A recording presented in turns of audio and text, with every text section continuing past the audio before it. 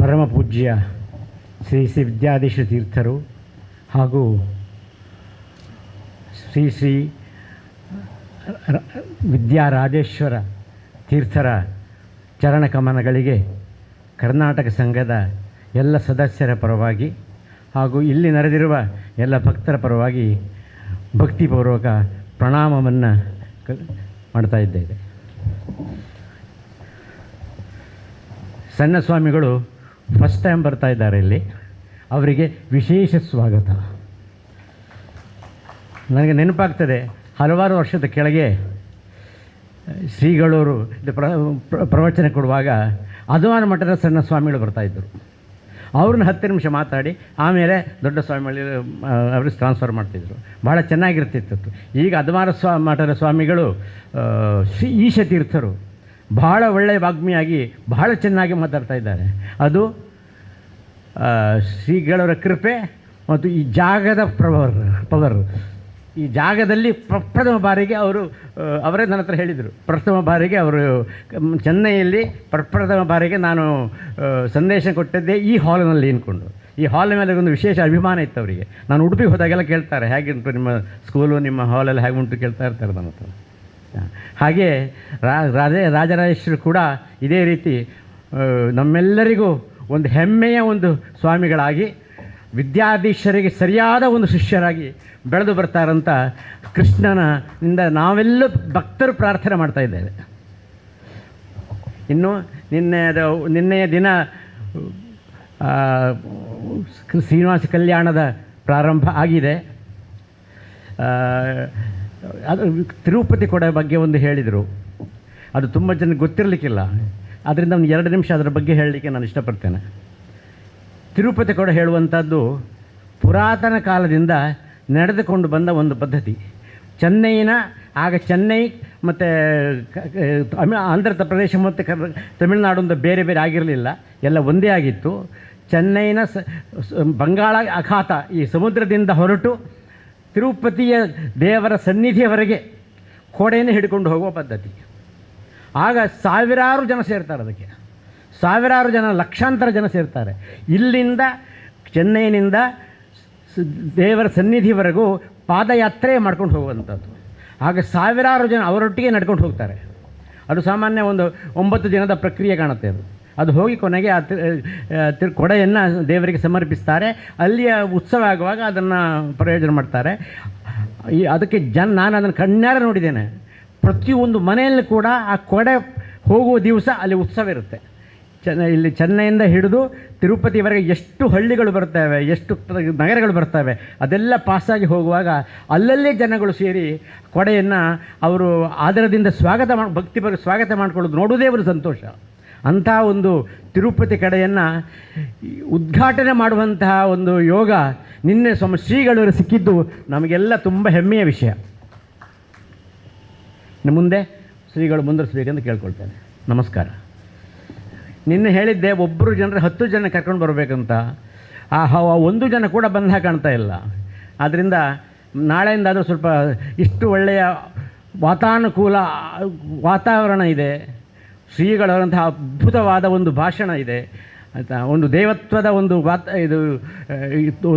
ಇದು ತುಂಬಿದೆ. ಹಾಗಿರುವಾಗ ಕೂಡ ಇದು ತುಂಬ ಈ ಇಡೀ ಹಾಲ್ ತುಂಬಿದರೆ ಹೇಗಿರ್ಬೋದು ಅಂತ ನಮಗೆ ಕಲ್ಪನೆ ಮಾಡ್ಕೊಳ್ಳಿಕ್ಕೆ ಆಗ್ತಾಯಿಲ್ಲ, ಅಷ್ಟು ಚೆನ್ನಾಗಿದೆ. ಆದರೂ ಜನ ಯಾಕೆ ಬರ್ತಾಯಿಲ್ಲ ಅಂತ ಗೊತ್ತಾಗ್ತಾ ಇಲ್ಲ. ಇನ್ನು ಮುಂದಾದರೂ ಬಂದಾರನ್ನು ತಿಳ್ಕೊಳ್ಳೋಣ. ನಮಸ್ಕಾರ.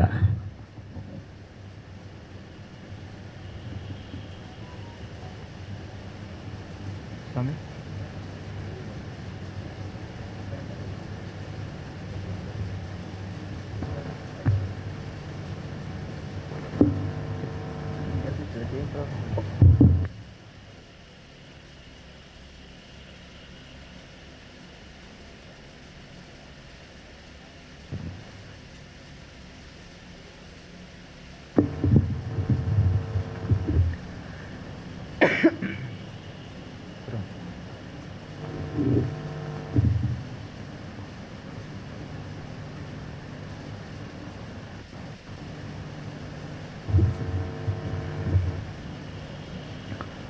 व्यासाय भवनाशाय श्रीशाय गुणराशिये हृद्याय शुद्धविद्याय मध्वाय च नमो नमः। अब्रह्मं भङ्गरहितम् अदृढं विमलं सदा आनन्दतीर्थमतुलं भजे तापत्रयापहं। ब्रह्मचर्यहरिप्रीतिसुविद्यावादशालिनः इष्टदां कष्टहर्तॄन्नः विद्यामान्यां मुनीन् नमः। श्रीगुरुभ्यो नमः।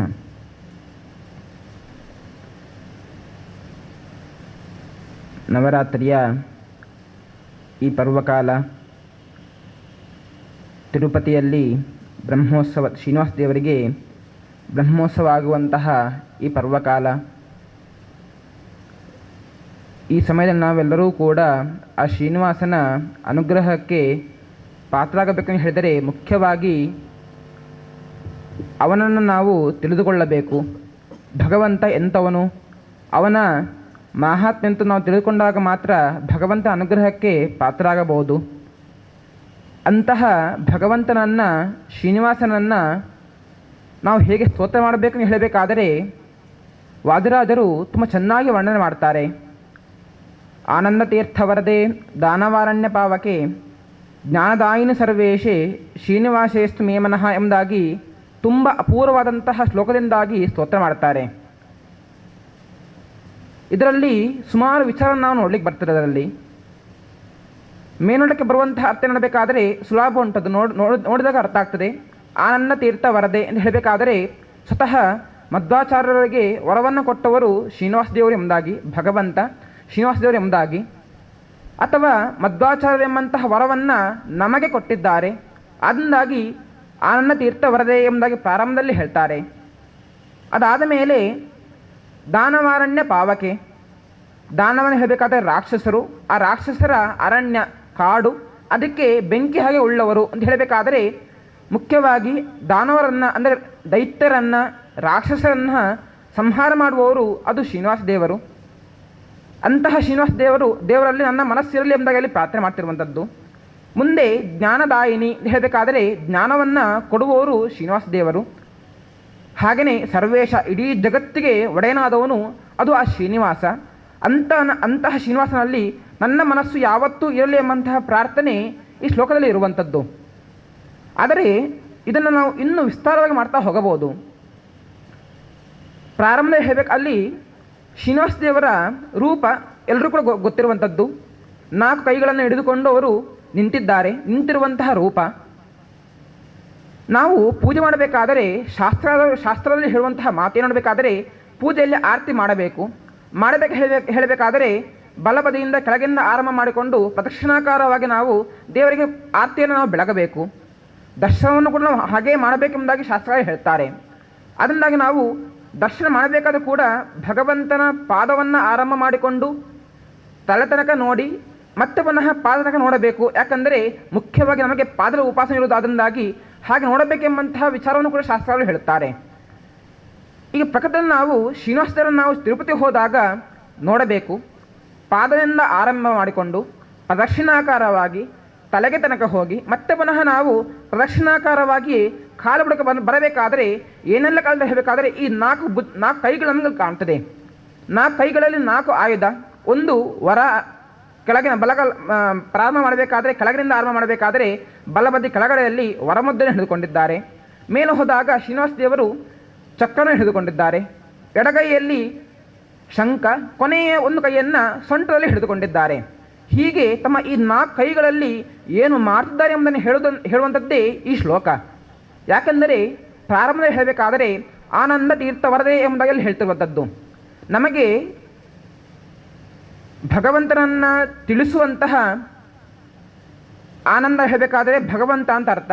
ಅವನನ್ನು ತಿಳಿಸುವಂತಹ ಶಾಸ್ತ್ರ, ತೀರ್ಥ ಹೇಳಬೇಕಾದ್ರೆ ಶಾಸ್ತ್ರ ಅಂದರೆ ನಮಗೆ ಭಗವಂತನನ್ನು ತಿಳಿಸುವಂತಹ ಶಾಸ್ತ್ರನ ಕೊಟ್ಟದ್ದು ಹೇಳಬೇಕಾದ್ರದ್ದು ಆನಂದ ತೀರ್ಥರು, ಮಧ್ವಾಚಾರ್ಯರು. ಅವರನ್ನು ನಮಗೆ ಕೊಟ್ಟಿದ್ದಾರೆ ವರ ಮುದ್ರೆಯಿಂದಾಗಿ. ಅಂದಾಗಿ ವರವನ್ನು ಕೊಡುವವರು, ಮುಖ್ಯವಾಗಿ ನಮಗೆ ಭಗವಂತನ ಜ್ಞಾನವನ್ನು ಕೊಡುವವರು ಸ್ವತಃ ಅಂದರೆ ಮಧ್ವಾಚಾರ್ಯರ ಮೂಲಕವಾಗಿ ನಮಗೆ ವರವನ್ನು ಕೊಟ್ಟಿದ್ದಾರೆ. ಅಂದಾಗಿ ಅಂತಹ ವರಮುದ್ರೆ ನಾವು ಚಿಂತನೆ ಮಾಡಬೇಕು. ಮೇಲೆ ಹೋದಾಗ ಚಕ್ರ ಉಂಟು. ಚಕ್ರ ಅಂತ ಹೇಳಬೇಕಾದರೆ ಅದು ಯಾವತ್ತೂ ಕೂಡ ಜ್ವಲಿಸುವಂತಹ ಸುದರ್ಶನ ಮಹಾಜ್ವಾಲ ಅಂತ ಅದಕ್ಕೆ ಹೇಳುವಂಥದ್ದು ಸ್ತೋತ್ರ ಮಾಡಬೇಕಾದ್ರೆ. ಅಂದರೆ ಒಳ್ಳೆ ಜ್ವಾಲೆ ಉಳ್ಳದ್ದು, ಬೆಂಕಿ ಹಾಗೆ ಉಳ್ಳದ್ದು. ಯಾವುದಕ್ಕೆ ನೋಡಬೇಕಾದರೆ ನಮ್ಮ ಪಾಪಗಳಿಗೆ, ರಾಕ್ಷಸರಿಗೆ ಎಲ್ಲದಕ್ಕೂ ಕೂಡ ಬೆಂಕಿಯಾಗಿ ಉಳ್ಳದ್ದು ಅದು ಆ ಚಕ್ರ. ಅದರಿಂದಾಗಿ ದಾನವಾರಣ್ಯ ಪಾವಕ ಇದನ್ನಲ್ಲಿ ಹೇಳ್ತಿರುವಂಥದ್ದು. ಪಾವಕದ ಹಾಗೆ ಬೆಂಕಿ ಹಾಗೆ ಉಳ್ಳದ್ದು ಅದು ಆ ಚಕ್ರ. ಅದನ್ನು ಹಿಡಿದುಕೊಂಡವರು ಆ ಶ್ರೀನಿವಾಸ ದೇವರು. ಹೀಗೆ ಆ ಚಕ್ರವನ್ನು ನಾವು ಅಲ್ಲಿ ಉಪಾಸನೆ ಮಾಡಬೇಕು.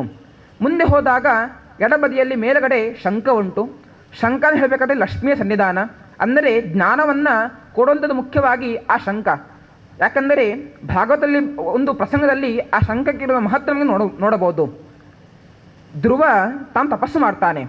ತಪಸ್ಸು ಮಾಡಿದ ನಂತರದಲ್ಲಿ ತಪಸ್ಸೆಲ್ಲ 6 ತಿಂಗಳು ತಪಸ್ಸು ಮಾಡಿದ್ದಾನೆ, 5-6 ತಿಂಗಳು ತಪಸ್ಸು ಮಾಡಿದ್ದಾನೆ.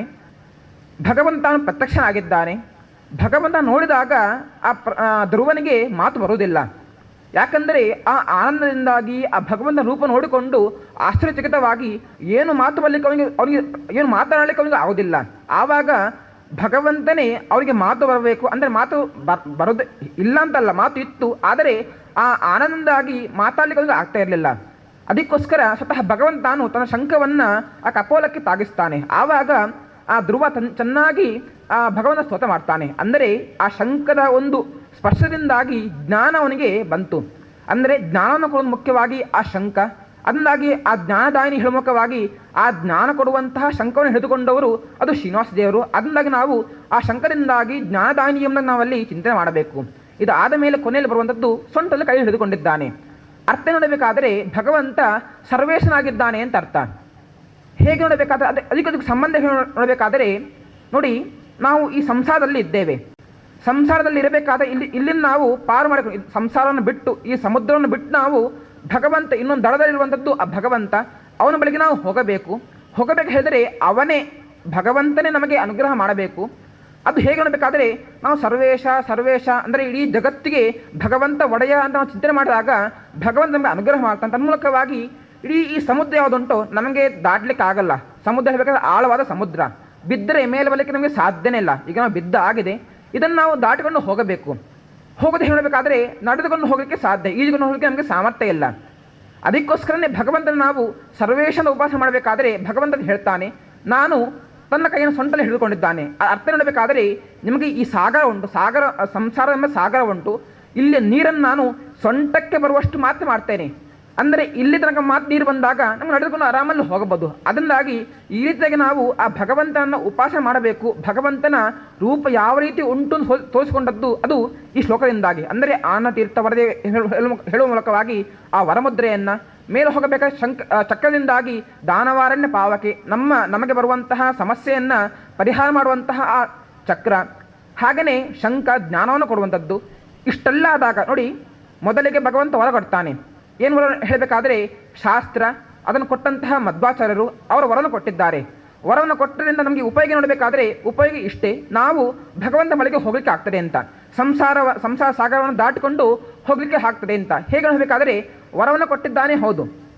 ವರವನ್ನು ಕೊಟ್ಟ ಏನು ವರ ಕೊಟ್ಟ? ಮಧ್ವಾಚಾರ್ಯನ ವರವನ್ನಾಗಿ ಕೊಟ್ಟಿದ್ದಾನೆ. ಏನಾಯ್ತು ನೋಡಬೇಕಾದ್ರೆ ಮಧ್ವಾಚಾರ್ಯ ಬರ್ತಾರೆ. ಅವರು ಬಂದು ವಿಶೇಷವಾಗಿ ಭಗವಂತನ ಜ್ಞಾನ ಎಂಥದ್ದು, ಭಗವಂತ ಎಂಥವನು, ಭಗವಂತ ಗುಣಪರಿಪೂರ್ಣ ಸರ್ವೋತ್ತಮ ಎಂಬಂತಹ ಈ ಜ್ಞಾನವನ್ನು ಕೊಡ್ತಾ ಇದ್ದಾರೆ. ಕೊಡುವುದಕ್ಕೂ ಪ್ರಾರಂಭದಲ್ಲಿ ಹಿಂದೆ ಇದ್ದಂತಹ ಯಾವ ಅಜ್ಞಾನ ಉಂಟು ಪ್ರಾರಂಭದನ್ನು ನಾಶ ಮಾಡಿ ಅದಾದ ಮೇಲೆ ಒಳ್ಳೆ ಜ್ಞಾನವನ್ನು ಕೊಟ್ಟು, ಜ್ಞಾನ ಬಂತು ಹೇಳಬೇಕಾದ್ರೆ ಯಾವಾಗ ಭಗವಂತ ಜ್ಞಾನ ಬಂತೋ ಆವಾಗ ನಾವು ಭಗವಂತನ ಹೊಂದಲಿಕ್ಕೆ ಸಾಧ್ಯ, ಸಂಸಾರವನ್ನು ನಮಗೆ ದಾಟಲಿಕ್ಕೆ ಸಾಧ್ಯ.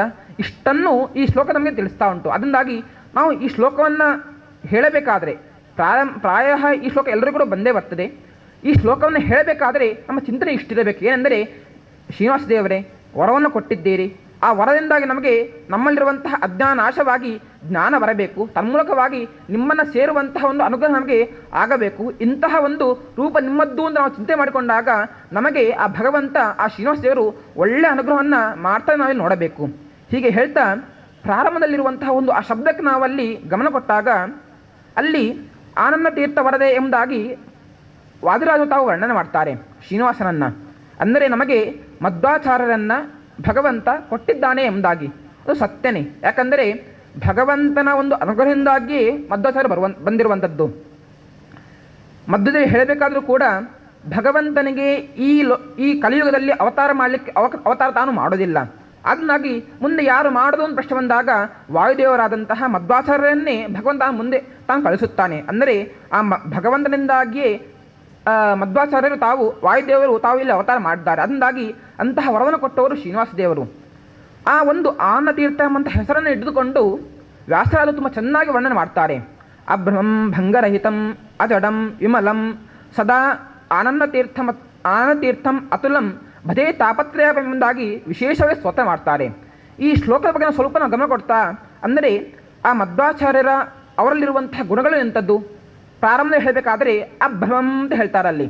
ಅಂದರೆ ಅರ್ಥ ಹೇಳಬೇಕಾದ್ರೆ ಭ್ರಮ ಅಂತ ಹೇಳಬೇಕಾದ್ರೆ ಅಂದರೆ ಇಲ್ಲಿ ಈ ಶ್ಲೋಕದಲ್ಲಿ ಒಂದು ವಿಷಯ ಹೇಳಿಬಿಡ್ತೇನೆ. ಇಲ್ಲಿ ಶ್ಲೋಕದಲ್ಲಿ ಅತುಲಂ ಎಂಬ ಮುಂದೆ ಹೇಳಲಿಕ್ಕಿದ್ದಾರೆ. ಅತುಲಂ ಹೇಳಬೇಕಾದರೆ ಇವರಿಗೆ ಸಮಾನ ಯಾರೂ ಇಲ್ಲ ಎಂಬುದಾಗಿ. ಸಮಾನ ಹೇಗೆ ಪ್ರಶ್ನೆ ಬಂದಾಗ ಇವರಿಗೆ ಹೆಸರು ಆನತೀರ್ಥ ಎಂಬುದಾಗಿ ಹೆಸರು.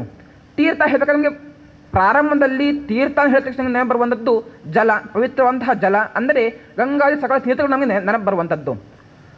ಗಂಗಾದಿ ಸಕಲ ತೀರ್ಥದಲ್ಲಿ ಇರುವಂತಹ ಯಾವ ದೋಷಗಳುಂಟು ಆ ದೋಷ ಇವರಲ್ಲಿ ಆನತೀರ್ಥರಲ್ಲಿ ಮಧ್ವಾಚಾರ್ಯರಲ್ಲಿ ಇಲ್ಲ ಅಂತ ಈ ಶ್ಲೋಕದಲ್ಲಿ ವಿಶೇಷವಾಗಿ ಹೇಳ್ತಾ ಹೋಗ್ತಾರೆ.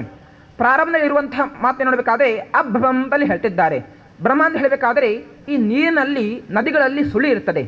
ಅಂದರೆ ಭ್ರಮತಿ ಅಂದರೆ ಭ್ರಮಣ ಅಂದರೆ ಸುಳಿ ಅಲ್ಲಿ ಇರ್ತದೆ. ಸುಳಿ ಅಂತ ಹೇಳಬೇಕಾದ್ರೆ ಅಲ್ಲಿ ಸಿಕ್ಕಿಕೊಂಡ್ರೆ ಮೇಲೆ ಬರಲಿಕ್ಕೆ ಸಾಧ್ಯ ಇಲ್ಲ. ಅವನು ಮರಣವನ್ನೇ ಅಪ್ಪುತ್ತಾನೆ. ಅದನ್ನಾಗಿ ನದಿಗೆ ಹೋಗಬೇಕಾದ್ರೆ ಈಗಲೂ ಕೂಡ ನದಿಯ ಪಕ್ಕದಲ್ಲಿ ಬೋರ್ಡ್ ಹಾಕಿರ್ತಾರೆ, ಇಲ್ಲಿ ಸುಳಿ ಉಂಟು ಇಳಿಯಬೇಡಿ ಎಂಬುದಾಗಿ ಅಲ್ಲಿ ಬೋರ್ಡ್ ಹಾಕಿರ್ತಾರೆ. ಅಂದರೆ ನದಿಗೆ ಒಂದು ದೋಷ ಅದು.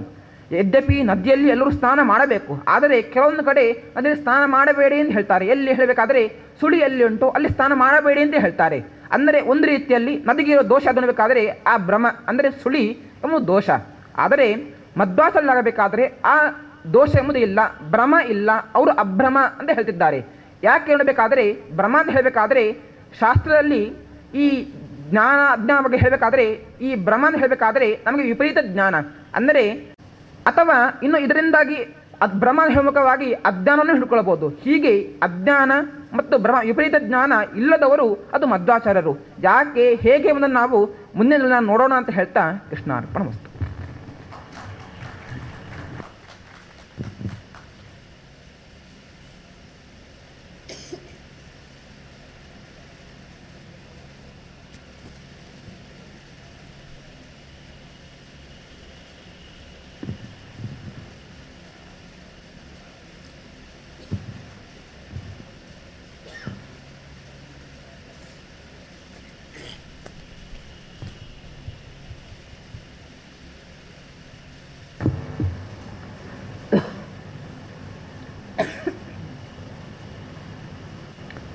ಕೃಷ್ಣಂ ವಂದೇ ಮಂದಪಾಶಧರಂ ದಿವ್ಯಾರ್ಭಕಾಕೃತಿಂ ಶಿಖಾಬಂಧತ್ರಯೋಪೇತಂ ಭೈಷ್ಮೀ ಮಧ್ವಕರಾಂಚಿತಂ ಕಲ್ಯಾಣಾದ್ಭುತಗಾತ್ರಾಯ ಕಾಮಿತಾರ್ಥಪ್ರದಾಯಿನೇ ಶ್ರೀಮದ್ವೆಂಕಟನಾಥಾಯ ಶ್ರೀನಿವಾಸಾಯ ತೇ ನಮಃ. ರಾಘವ ರಾಘವ ರಾಕ್ಷಸ ಶತ್ರು ಮಾರುತಿ ವಲ್ಲಭ ಜಾನಕಿ ಕಾಂತ ದೇವ ನೃಸಿಂಹ ಹಿರಣ್ಯಕ ಶತ್ರು ಸರ್ವಭಯಾಂತಕ ದೈವತ ಬಂಧು ವ್ಯಾಸಾಯ ಭವನಾಶಾಯ ಶ್ರೀಶಾಯ ಗುಣರಾಶಯೇ ಹೃದಯಾಯ ಶುದ್ಧ ವಿದ್ಯಾಯ ಮಧ್ವಾಯ ಚ ನಮೋ ನಮಃ. ನಮಸ್ತೆ ಪ್ರಾಣೇಶ ಪ್ರಣತ ವಿಭವಾಯಾವ ನಿಮಗಾಹ ನಮಃ ಸ್ವಾಮಿನ್ ರಾಮಪ್ರಿಯತಮ ಹನುಮನ್ ಗುರುಗುಣ ನಮಸ್ತುಭ್ಯಂ ಭೀಮ ಪ್ರಬಲತಮ ಕೃಷ್ಣೇಷ್ಟ ಭಗವನ್ ನಮಃ ಶ್ರೀಮನ್ಮಧ್ವಾ ಪ್ರದಿಶ ಸುದೃಶನ್ನೋ ಜಯದೇಯ ತಪೋ ವಿದ್ಯಾ ವಿರಕ್ತ್ಯಾದಿ ಸದ್ಗುಣೌಗಾಕರಾನಹಂ ವಾದಿರಾಜಗುರೂನ್ ವಂದೇ ಹಯಗ್ರೀವ ಪದಾಶ್ರಯಾನ್ ಮುಕೋಪಿ ಯತ್ಪ್ರಸಾದೇನ ಮುಕುಂದಶಯನಾಯತೆ ರಾಜರಾಜಾಯತೆ ರಿಕ್ತಾಃ ರಾಘವೇಂದ್ರಂ ತಮಾಶ್ರಯೇ. ಬ್ರಹ್ಮಚರ್ಯ ಹರಿಪ್ರೀತಿ ಸುವಿದ್ಯಾವಾದಶಾಲಿನಃ ಇಷ್ಟದಾನ್ ಕಷ್ಟಹರ್ತॄನ್ನಃ ವಿದ್ಯಾಮಾನ್ಯಾನ್ ಮುನೀನ್ ನುಮಃ. ಸಮಸ್ತ ಗುರುಭ್ಯೋ ನಮಃ.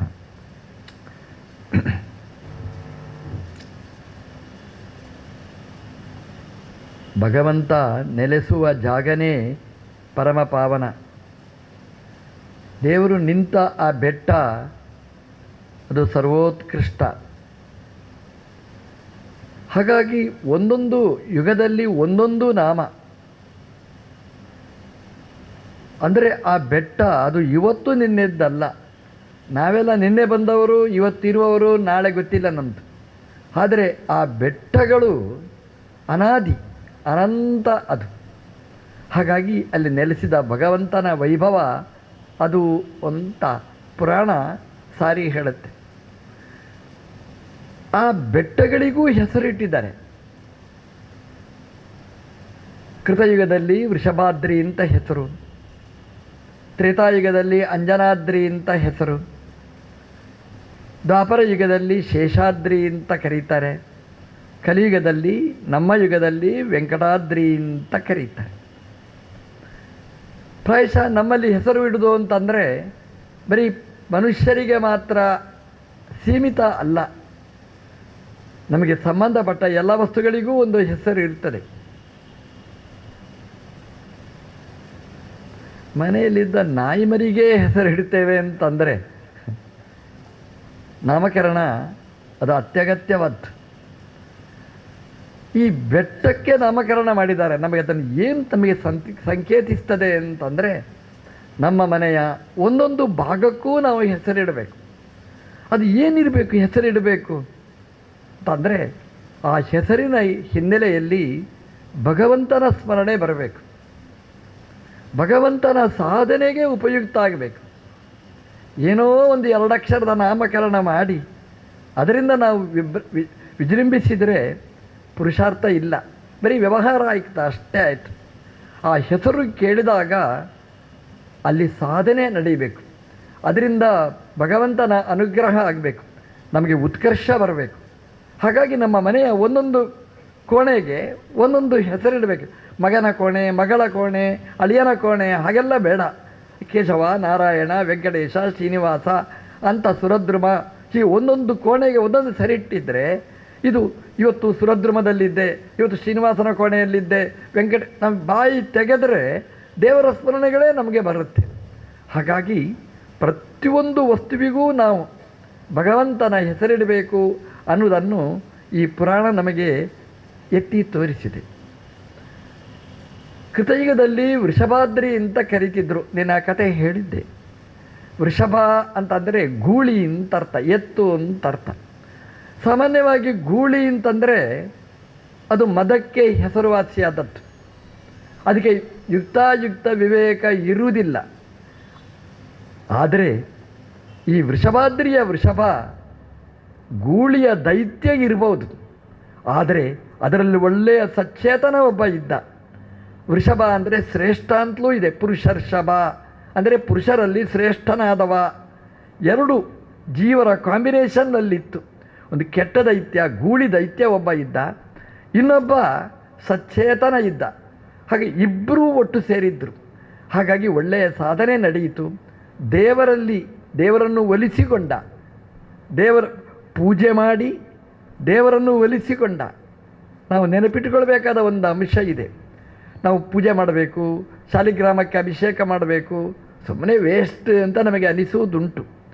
ಸಾಮಾನ್ಯವಾಗಿ ಹಾಗೇ ಒಂದು ಬೀಜ ನೆಟ್ಟರೆ ಮಣ್ಣಿನಲ್ಲಿ ನಮಗೆ ವೇಸ್ಟ್ ಅಂತ ಕಾಣಿಸ್ತದೆ. ಅದಕ್ಕೆ ನೀರು ಚಿಮ್ಮಿಸಬೇಕು, ಗೊಬ್ಬರ ಹಾಕಬೇಕು, ನರ್ಸರಿ ಮಾಡಬೇಕು, ರಗಳೆ ಕೆಲಸ ಅಂತ ಅನ್ನಿಸ್ತದೆ.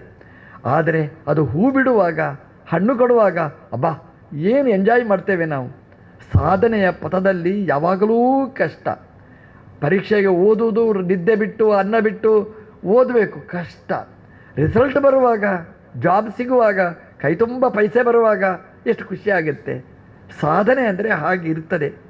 ಹಾಗೆ ಶಾಲಿಗ್ರಾಮಕ್ಕೆ ಪೂಜೆ ಮಾಡಿದ ನರಸಿಂಹ, ಶಾಲಿಗ್ರಾಮಕ್ಕೆ ದೈತ್ಯನಾದರೂ ಪೂಜೆ ಮಾಡಿದ, ಒಳಗಿದ್ದ ಚೇತನ. ಅದರ ಫಲವಾಗಿ ದೇವರನ್ನು ಕಾಣುವ ಯೋಗ ಬಂತು. ನಿತ್ಯ ನಾವು ದೇವರ ಪೂಜೆ ಮಾಡಿದರೆ ಇವತ್ತಲ್ಲ ನಾಳೆ, ನಾಳೆಲ್ಲ ನಾಡ್ದು ದೇವರು ನಮ್ಮ ಕಣ್ಣ ಮುಂದೆ ಬಂದು ನಿಲ್ತಾನೆ ಅನ್ನುವ ಸಾಧನೆಯನ್ನು ನಮಗೆ ಈ ಪುರಾಣ ನಮಗೆ ತೋರಿಸಿಕೊಟ್ಟಿದೆ. ನಮಗೆ ನಾಳೆನೇ ಬೀಜ ಹಣ್ಣು ಕೊಡಬೇಕು ಅಂತ ನಿರೀಕ್ಷೆ ಮಾಡಿದರೆ ತಪ್ಪು. ಅದಕ್ಕೊಂದು ಪಿರಿಯಡ್ ಅಂತಿರ್ತದೆ, ಅವಧಿ ಅಂತಿರ್ತದೆ. ಅಲ್ಲಿವರೆಗೆ ನಾವು ಕಾಯಬೇಕಾಗುತ್ತೆ. ಸಾಧನೆಗೆ ಫಲ ಸಿಗಬೇಕಾದರೆ ನಾಳೆನೇ ಫಲ ಕೊಡುವುದಿಲ್ಲ. ವೃಷಭನಿಗೆ ದೇವರು ಒಲಿದ, ಯುದ್ಧ ಭಿಕ್ಷೆಯನ್ನು ಕೇಳಿದ, ಯುದ್ಧ ಮಾಡಿದ. ನಮ್ಮ ಜೀವನದಲ್ಲಿ ಯುದ್ಧ ಅನ್ನುವುದು ಅನಿವಾರ್ಯ. ಯಾರ ಜೊತೆಗೋ ಯುದ್ಧ ಮಾಡುವುದಕ್ಕಿಂತ ನಮ್ಮ ದೇವರ ಹತ್ರ ಯುದ್ಧ ಮಾಡೋದೇ ಒಳ್ಳೆಯದು. ನಾವು ಬೈಬೇಕು ಅಂತ ಕಾಣಿಸ್ತದೆ, ಯಾರ್ಯಾರಿಗೂ ಬೈಬೇಡಿ, ದೇವರ ಹತ್ರನೇ ಹೋಗಿ ಬೈದು ಬಿಡಿ, ದೇವರು ಖುಷಿ ಪಡ್ತಾನೆ ಅಂತೆ. ದಾಸರೆಲ್ಲ ಇದ್ದರು.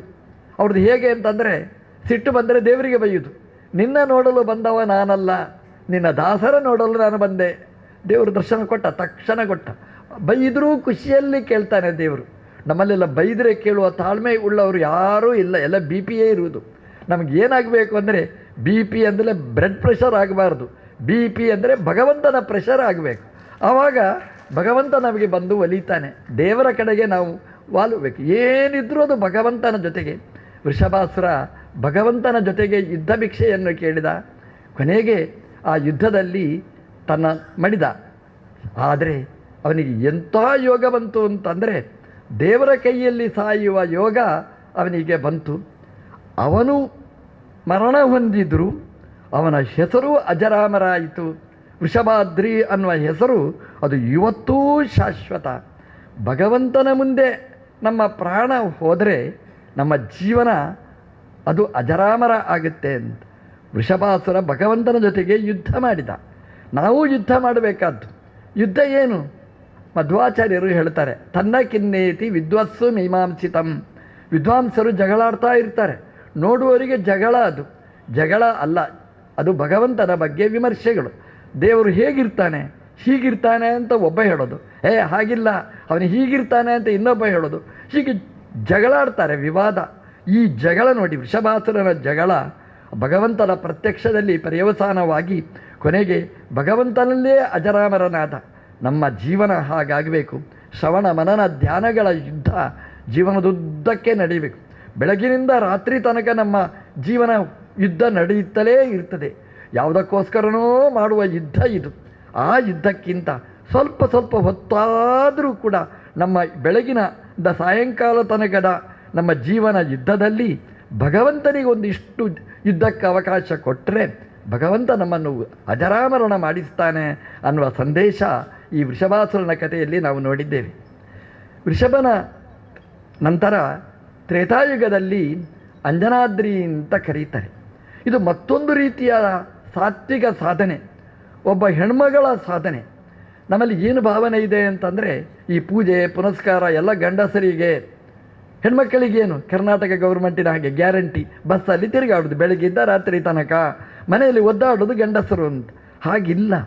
ಸಾಧನೆ ಅಂತಂದರೆ ಯಾರಿಗೆ ಫಲ ಬೇಕು ಅವರಿಗೆ ಸಾಧನೆ ಅನ್ನೋದು ಅನಿವಾರ್ಯವಾದ. ಸಾಧನೆ ಅನ್ನೋದು ಇಂಡಿವಿಜುವಲ್, ಗಂಡನ ಜೊತೆಗೆ ಮಾಡಿ. ಆದರೆ ಇಂಡಿವಿಜುವಲ್ ಸಾಧನೆ ಅನ್ನುವಂಥದ್ದು ಮುಖ್ಯ. ಅಂದರೆ ಒಳಗಿನಿಂದ ಭಗವಂತನ ಜ್ಞಾನ ಅನ್ನೋದು ಪ್ರತಿಯೊಬ್ಬರಿಗೂ ಬೇಕು. ಭಕ್ತಿ ದೇವರ ಬಗ್ಗೆ ಎಲ್ರಿಗೂ ಬೇಕಾದ್ದು. ಅದಕ್ಕೊಂದು ಉದಾಹರಣೆ ಅಂಜನಾದೇವಿ. ಅಂಜನಾದೇವಿ ಕೇಸರಿಯಿಂದ ತನ್ನ ಗಂಡನಿಂದ ಮಗುವನ್ನು ಪಡೆಯಲಿಕ್ಕಾಗದೇ ಇದ್ದಾಗ ಈ ಬೆಟ್ಟಕ್ಕೆ ಬಂದು ತಪಸ್ಸು ಮಾಡ್ತಾಳೆ. ಬೆಟ್ಟ ಅನಾದಿ. ಅಂಜನಾದೇವಿ ಆ ಬೆಟ್ಟದಲ್ಲಿ ಸಾಧನೆ ನಡೆಸ್ತಾಳೆ. ಕಥೆ ಹೇಳುವಾಗ ಸುಲಭದಲ್ಲಿ ಹೇಳಿಬಿಡ್ತೇವೆ, ಅಂಜನೆ ತಪಸ್ಸು ಮಾಡಿದ್ಲು, ವಾಯುದೇವರು ಪ್ರತ್ಯಕ್ಷ ಆದರೂ, ಫಲ ಕೊಟ್ಟರು ಅಂತ. ಒಂದು ಸಲ ಆಲೋಚನೆ ಮಾಡಿ, ಒಂದು ಹೆಣ್ಮಗಳು ಒಂದು ಮನೆಯಲ್ಲಿ ಒಂಟಿಯಾಗಿರ್ತಾಳೆ ಅಂದರೆ ಭಯ ಪಡ್ತಕ್ಕಂತಹದ್ದು. ಅಂಥ ಸಂದರ್ಭದಲ್ಲಿ ಒಂದು ಗೊತ್ತು ಗುರಿ ಇಲ್ಲದೇ ಇರತಕ್ಕಂತಹ ಈ ಬೆಟ್ಟದಲ್ಲಿ ತಪಸ್ಸು ಮಾಡ್ತಾಳೆ ಅಂತಂದರೆ ಎಂತಹ ಸಾಧನೆ ಇರ್ಬೋದು ಅಂತ. ಅಂದರೆ ದೇವರ ಮೇಲೆ ಎಂಥ ಅಚಲವಾದ ನಿಷ್ಠೆ ಅಂತ ನಾವು ಅನುಸಂಧಾನ ಮಾಡಬೇಕು. ಇಲ್ಲೆಲ್ಲ ಬೆಟ್ಟ ಹತ್ತುವಾಗ ಬೋರ್ಡ್ ಹಾಕಿರ್ತಾರೆ, ಅದು ಇಷ್ಟು ಹೊತ್ತಿನ ಮೇಲೆ ಬರಬೇಡಿ, ಇಷ್ಟು ಹೊತ್ತಿನೊಳಗೆ ಇವತ್ತು ಸೈಂಟಿಫಿಕ್ ಆಗಿ ಇಷ್ಟು ಅಡ್ವಾನ್ಸ್ ಆದಂಥ ಈ ಕಾಲದಲ್ಲಿಯೂ ಕೂಡ ಬೋರ್ಡ್ ಹಾಕಿರ್ತಾರೆ, ಚಿಕ್ಕ ಮಕ್ಕಳು ಬರಬೇಡಿ, ಹೆಣ್ಮಕ್ಕಳು ಬರಬೇಡಿ, ಹೀಗೆಲ್ಲ ಬೋರ್ಡುಗಳನ್ನು ಹಾಕಿರ್ತಾರೆ. ಆ ಕಾಲ ತ್ರೇತಾಯುಗದ ಕಾಲ.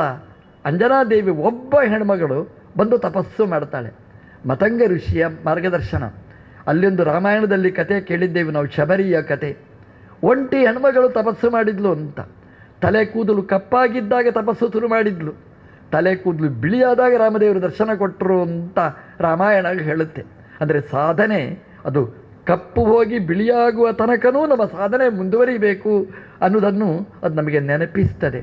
ಅದೇ ರೀತಿಯಾಗಿ ಅಂಜನಾದೇವಿ ತಪಸ್ಸು ಮಾಡ್ತಾಳೆ. ಅಂಜನಾ ಅಂತಂದರೆ ಆ ಅಂದರೆ ಭಗವಂತ, ಅಜ, ಆ ಅಂದರೆ ಮೊದಲನೇ ಅಕ್ಷರ, ಆ ಅಂದರೆ ಭಗವಂತ. ಅವನಿಗೆ ಸಂಬಂಧಪಟ್ಟ ಜನ ಅವಳು.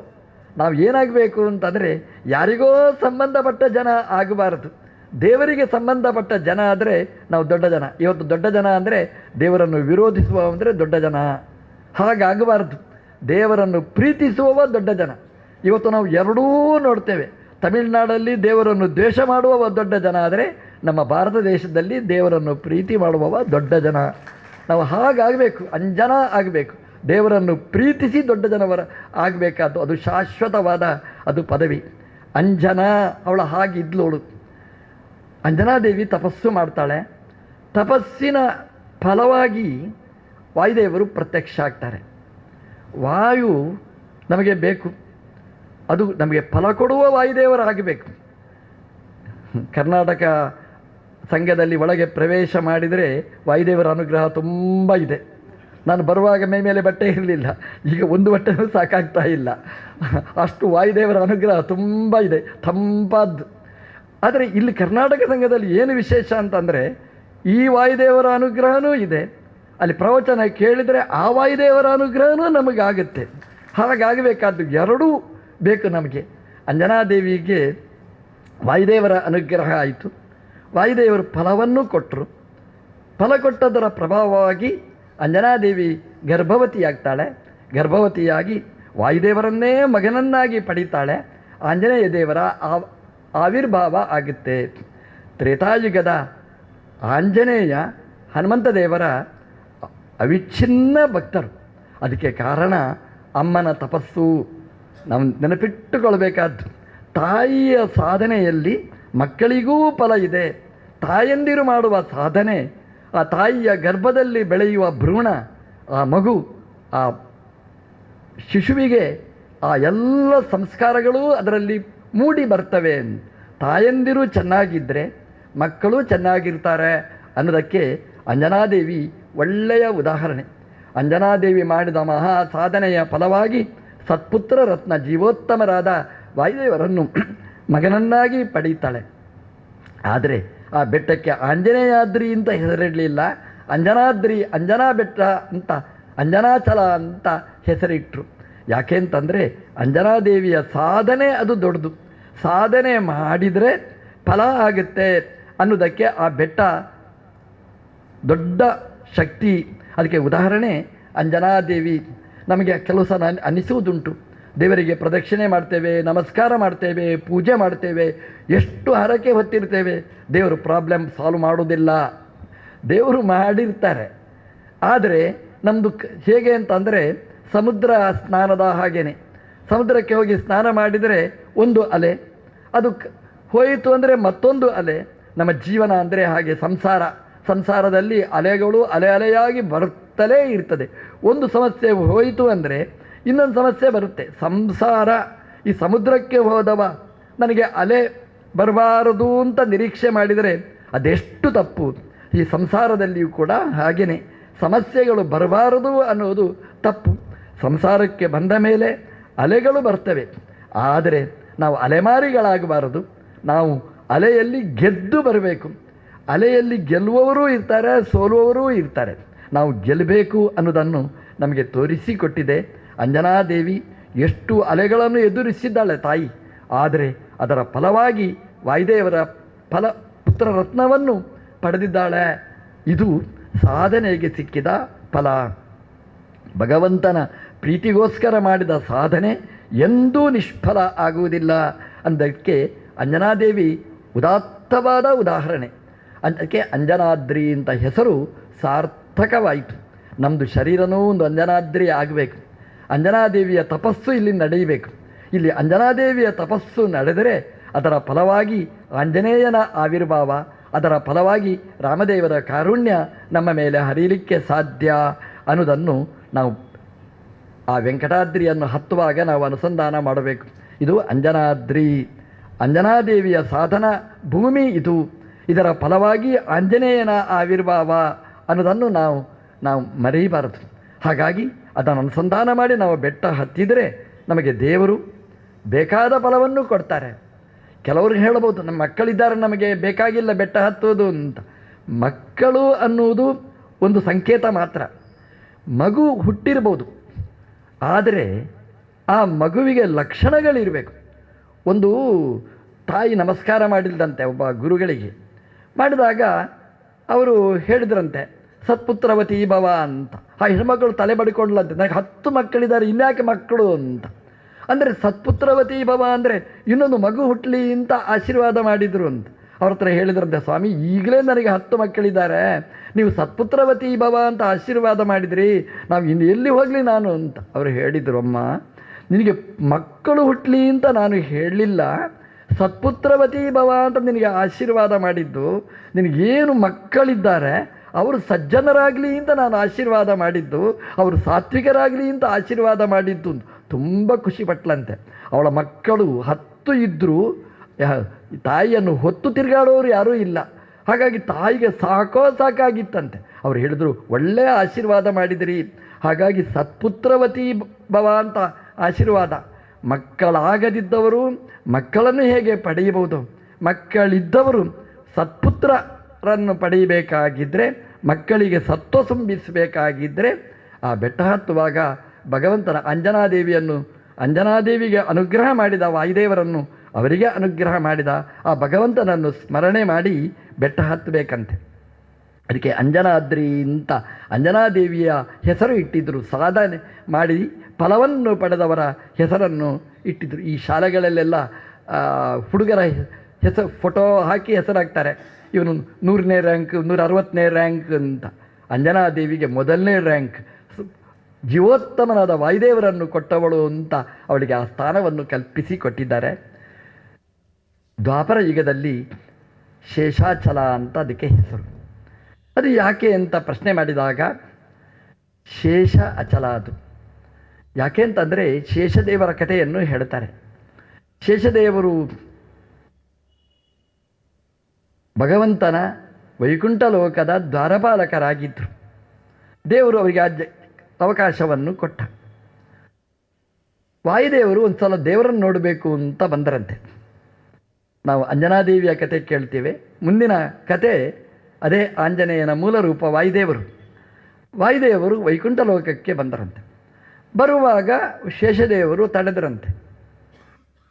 ವಾಯುದೇವರು ಹೇಳಿದರು, ಅಪ್ಪ ತಡೆಯಬೇಡ, ನಾವು ದೇವರನ್ನು ನೋಡಲಿಕ್ಕೆ ಹೋಗುವವ, ನನಗೇನು ಲಾಭ ಗಿಟ್ಟಿಸಿಕೊಳ್ಳಲಿಕ್ಕೆ ಹೋಗ್ತಾ ಇಲ್ಲ, ದೇವರನ್ನು ನೋಡಬೇಕು ಅಂತ ಪ್ರೀತಿಯಿಂದ ಹೋಗ್ತಾ ಇದ್ದೇನೆ, ಭಕ್ತಿಯಿಂದ ಹೋಗ್ತಾ ಇದ್ದೇನೆ, ದಾರಿ ಕೊಡು ಅಂತ.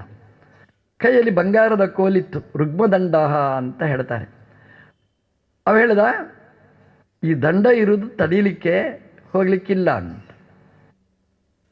ವಾಯುದೇವರು ಹೇಳಿದರು, ದೇವರು ಅದು ಯಾರಿಗೋ ಒಬ್ಬರಿಗೆ ಸೀಮಿತರಾದವರಲ್ಲ, ಓಪನ್ ಟು ಆಲ್. ಹಾಗಾಗಿ ನಾನು ದೇವರನ್ನು ನೋಡಬೇಕು, ಬಿಡು ದಾರಿ ಅಂತ. ಶೇಷ ಹೇಳ್ದ, ನಾನು ಯಾರು ಗೊತ್ತಾ ಅಂತ ತಡೆದ. ನಿಜವಾಗಿ ಶೇಷನಿಗೆ 1000 ಹೆಡೆ,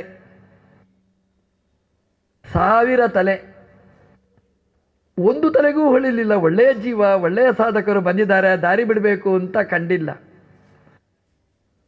ನಮ್ಮದು ಹಾಗೇನೆ, ಶೇಷ 1000 ತಲೆ, ತಲೆಯಲ್ಲಿ 1000 ವಿಷಯ ಇರ್ತದೆ, ಅದು ಇದು ಇದು ಅದು, ಒಂದು ಕಡೆ ಕಾನ್ಸಂಟ್ರೇಟ್ ಮಾಡಲಿಕ್ಕಾಗುವುದಿಲ್ಲ. ಶೇಷನ ದುಸ್ಥಿತಿ ಹೀಗೆ ಅಂತ ಪುರಾಣ ಉಲ್ಲೇಖ ಮಾಡಿತು. ವಾಯುದೇವರಿಗೆ ಅವಕಾಶ ಕೊಡಲಿಲ್ಲ, ಒಳಗೆ ಬರಲಿಕ್ಕೆ ಅವಕಾಶ ಕೊಡಲಿಲ್ಲ, ತಡೆದ. ರುಗ್ಮದಂಡ ರುರೋಧ ಅಂತ ಪುರಾಣ ಹೇಳುತ್ತೆ. ರುಗ್ಮದಂಡ ಅಂತ ಹೇಳುವಾಗ, ರುಗ್ಮ ಅಂದರೆ ಬಂಗಾರ. ಬಂಗಾರ ಒಳ್ಳೆಯದು. ಯಾಕೆ ಅಂತಂದರೆ ಇವತ್ತು ನೋಡ್ತೀರಿ ನೀವು, ಎಲ್ಲದಕ್ಕೂ ಬೆಲೆ ಏರ್ತಾ ಇಲ್ಲ, ಈ ಬಂಗಾರಕ್ಕೆ ಏರ್ತಾ ಇದೆ. ನಮಗೆ ಬೆಲೆ ಕಡಿಮೆ ಆಗ್ತಾ ಇದೆ, ಬಂಗಾರಕ್ಕೆ ಬೆಲೆ ಜಾಸ್ತಿ ಆಗ್ತಾ ಇದೆ. ಯಾಕೆಂದರೆ ಇದು ಕಲಿಯುಗ. ಕಲಿಯುಗದಲ್ಲಿ ಕಲಿಗೆ ಪ್ರಾಧಾನ್ಯ, ಬಂಗಾರಕ್ಕೆ ಪ್ರಾಧಾನ್ಯ. ಆ ಬಂಗಾರದಲ್ಲಿ ಕಲಿ ಕೂತಿರ್ತಾನೆ ಅಂತ. ಹೌದು ನೋಡಿ, ಒಂದು ಬಂಗಾರದ ಒಂದು ಉಂಗುರನೋ ಚೈನೋ ಹಾರನೋ ಬಂತು ಅಂತಂದರೆ ಮತ್ತೆ ಕಣ್ಣು ಕಾಣೋದಿಲ್ಲ. ನಾನೇ ಅನ್ನುವ ಭ್ರಮೆಗೆ ನಾವು ಒಳಗಾಗಿ ಬಿಡ್ತೇವೆ. ಬಂಗಾರ ಅದು ಭ್ರಮೆಗೆ ಕಾರಣ. ಯಾಕೆಂದರೆ ಭಾಗವತ ಹೇಳುವ ರೀತಿಯಲ್ಲಿ ಕಲಿಯ ಆವಾಸ ಸ್ಥಾನ. ಕಲಿ ಕೂತ್ರೆ, ಕಲಿ ಅಂದರೆ ಕಲ ವಿದ್ರಾವಣೆ, ನಮ್ಮ ಸದ್ಗುಣಗಳನ್ನು ದೂರ ಮಾಡ್ತಾನೆ ಅಂತ. ರುಗ್ಮದಂಡ ಬಂಗಾರದ ದಂಡ ಹಿಡ್ಕೊಂಡ, ಒಳ್ಳೆಯವರೆಲ್ಲ ದಂಡವಾಗಿ ಕಾಣಿಸಿತು. ಹಾಗಾಗಿ ವಾಯುದೇವರು ಪ್ರಮುಖವಾಗಿ ಕಾಣಿಸಲೇ ಇಲ್ಲ. ರುರೋದಾಹ, ಬಂಗಾರದಲ್ಲಿ ಲಕ್ಷ್ಮೀ ಸನ್ನಿಧಾನವೂ ಇದೆ, ಒಳ್ಳೆಯ ಸಾಧನೆಗಳು ನಡೀಬೇಕು. ಬಂಗಾರದಲ್ಲಿ ಕಲಿಯೇ ಇದೆ, ಹಾಗಾಗಿ ಕೆಟ್ಟದೂ ಆಗುತ್ತೆ. ನಮಗೆ ಕಲಿ ಸನ್ನಿಧಾನದ ಬಂಗಾರ ಬೇಡ, ಲಕ್ಷ್ಮೀ ಸನ್ನಿಧಾನದ ಬಂಗಾರ ಬೇಕು ಅನ್ನೋದನ್ನು ನೆನಪಿಸ್ತಾ ಇದೆ. ಶೇಷ ತಡೆದ. ಶೇಷ ಹೇಳಿದ, ನಾನು ಯಾರು ಗೊತ್ತಾ ಅಂತ. ಹನುಮಂತ ದೇವರು ಸಾಧನೆಗೆ ಹೆಸರಾದವರು, ತಾಳ್ಮೆಗೆ ಪ್ರಸಿದ್ಧರಾದವರು. ಯಾರು ಹೇಳು ಅಂತ ಹೇಳಿದರು. ನಾನು ಯಾರು ಗೊತ್ತಾ ಹೇಳು ಅಂತ ಹೇಳಿದರು. ಶೇಷ ಹೇಳಿದ, ನಾನು ದೇವರಿಗೆ ಶೇಷ. ಅಂದರೆ ನಾನು ದೇವರಿಗೆ ಬಹಳ ಬೇಕಾದವ, ನಾನು ಇಲ್ಲದೆ ದೇವರಿಲ್ಲ ಅಂತ ಹೇಳಿದ. ಅಲ್ಲಿವರೆಗೆ ಬಂದ ನೋಡಿ. ಬಂಗಾರದ ದಂಡದ ದೌರ್ಬಲ್ಯ ಇದು. ಯಾಕೆ ಅಂತ ಕೇಳಿದರು ವಾಯುದೇವರು. ನೋಡು, ದೇವರು ಕೂಡಬೇಕಾದ್ರೆ ನಾನು ಬೇಕು. ಶೇಷಾಸನನೇ ಬಾ, ಶೇಷ ಆಸನ. ನಾನು ಕೂಡಬೇಕಾದ್ರೆ ದೇವರು, ನಾನು ಕೂಡಬೇಕು. ನಾನಿದ್ದರೆ ನನ್ನ ಮೇಲೆ ದೇವರು ಕೂಡೋದು. ಈ ಸ್ವಾಮಿಗಳು ಬಂದು ಕೂಡಬೇಕಾದ್ರೂ ಒಂದು ಆಸನ ಅಂತ ಹಾಕ್ತಾರೆ. ಹಾಕಿದ ಮೇಲೆ ಸ್ವಾಮಿಗಳು ಕೂಡ್ತಾರೆ. ಅಂದರೆ ಅವರ ಆಸನದಲ್ಲಿ ಕೂಡ್ತಾರೆ. ಅವರದ್ದೇ ಒಂದು ಆಸನ ಅಂತ ಒಂದಿದೆ. ಹಾಗೆಯೇ ದೇವರು ಕೂಡಬೇಕಾದ್ರೆ ಎಲ್ಲೆಲ್ಲೋ ಕೂಡುವುದಿಲ್ಲ. ಶೇಷ ನನ್ನ ಆವಾಹನೆ ಮಾಡಿ ನಾವು ಕೂಡಿಸ್ತೇವೆ. ಈ ಕಲಶ ಎಲ್ಲ ಅನಂತ ಪದ್ಮನಾಭ ಕಲಶ ಅಂತ ಹೇಳ್ತೇವೆ ನಾವು. ಅಲ್ಲಿ ಶೇಷನನ್ನು ಆವಾಹನೆ ಮಾಡ್ತೇವೆ, ಅದರ ಮೇಲೆ ದೇವರನ್ನು ಕೂಡಿಸ್ತೇವೆ. ಅಂದರೆ ಶೇಷನ ಮೇಲೆ ದೇವರು ಕೂಡ್ತಾನೆ. ಶೇಷ ಇಲ್ಲದೆ ಅಶೇಷನಾದ ಭಗವಂತ ಕೊಡುವುದಿಲ್ಲ. ಶೇಷ ಹೇಳಿದ, ದೇವರು ಕೂಡಬೇಕಾದ್ರೆ ನಾನು ಬೇಕು, ನಾನು ಶೇಷಾಸನ ಅಂತ ಹೇಳಿದ. ಸರಿ, ಮತ್ತೇನು? ದೇವರು ಮಲಗಬೇಕಾದ್ರೆ ನಾನು ಬೇಕು ಅಂತ ಹೇಳಿದ. ಯಾಕೆ? ಶೇಷಶಾಹಿ ದೇವರು ಮಲಗುವುದು ನನ್ನಲ್ಲಿ, ನಾನಿಲ್ಲದೆ ದೇವರು ಮಲಗುವುದೇ ಇಲ್ಲ. ದೇವರು ಮಲಗಬೇಕಾದ್ರೆ ನಾನು ಬೇಕು, ದೇವರು ಕೂಡಬೇಕಾದ್ರೆ ನಾನು ಬೇಕು, ಅಷ್ಟೇನಾ ಅಂತ ಕೇಳಿದ್ರು. ಇಲ್ಲ ಇಲ್ಲ, ದೇವರು ನಡೀಬೇಕಾದರೆ ಪಾದುಕೆ ನಾನೇ, ನನ್ನ ಮೇಲೆ ಕಾಲಿಟ್ಟು ನಡೀಬೇಕು.